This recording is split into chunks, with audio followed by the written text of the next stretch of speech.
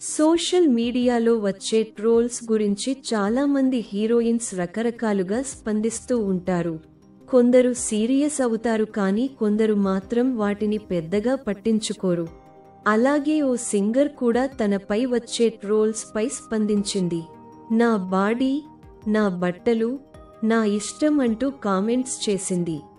Cinema సెలబ్రిటీలకు social మీడియాలో ఎంత craze ఉంటుందో దానివల్ల నష్టం కూడా అంతే ఉంటుంది. సోషల్ మీడియా ద్వారా చాలా మంది సెలబ్రిటీలు, ముఖ్యంగా హీరోయిన్స్ ఎన్నో ఇబ్బందులు ఎదుర్కొన్నారు.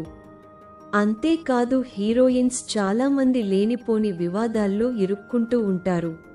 దాంతో సోషల్ మీడియాలో నెటిజన్స్ ఓ రేంజ్లో ట్రోల్స్ చేస్తూ ఉంటారు. వివాదాస్పద కామెంట్స్ చేసో లేక వింత డ్రెస్సుల వల్ల ఏదో ఒక రకంగా ట్రోల్స్కు గురవుతూ ఉంటారు. కొంతమంది హీరోయిన్స్ తమ డ్రెస్సింగ్ కారణంగా ట్రోల్స్ బారిన పడుతూ ఉంటారు. తాజాగా ఓ టాలీవుడ్ సింగర్ కూడా తన డ్రెస్సింగ్ కారణంగా ట్రోల్స్ బారిన పడింది. అంతేకాదు ఆ ట్రోల్స్కు అదిరిపోయే కౌంటర్ ఇచ్చింది. ఇంతకు ఆ సింగర్ ఎవరో తెలుసా? ఆమె రూపమే కాదు, ఆమె గొంతు కూడా అందమే. తన మధురమైన గొంతుతో ఎన్నో అద్భుతమైన పాటలు ఆలపించింది. అందంలో హీరోయిన్స్తో పోటీ పడుతుంది ఈ ముద్దుగుమ్మ. తనపై వచ్చే ట్రోల్స్ను పట్టించుకోను అంటుంది ఆ భామ. ఇంతకు ఆమె ఎవరో తెలుసా? ఆమె మరెవరో కాదు, ముద్దుగుమ్మ దామిని భట్ల. ప్రభాస్ నటించిన బాహుబలి సినిమాలోని పచ్చబొట్టేసిన అనే పాట ఎంత ఫేమసో ప్రత్యేకంగా చెప్పక్కర్లేదు. ఆ సాంగ్తోనే ఫేమస్ అయింది దామిని భట్ల. సింగర్గా ఎన్నో అద్భుతమైన పాటలు ఆలపించిన దామిని అందంతోనూ ప్రేక్షకులను ఆకట్టుకుంటుని దామిని.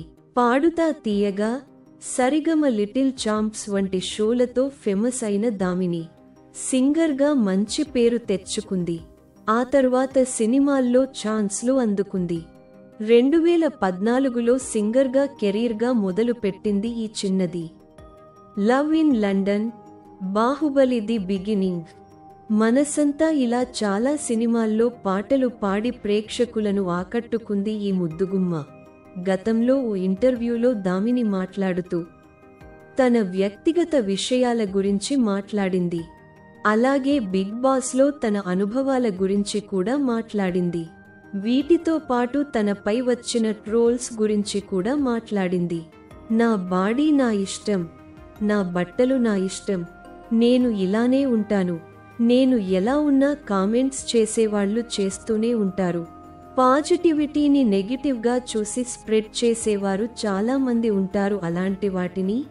అలాంటి వారిని పట్టించుకోకపోవడమే బెటర్ అని చెప్పుకొచ్చిది దామిని.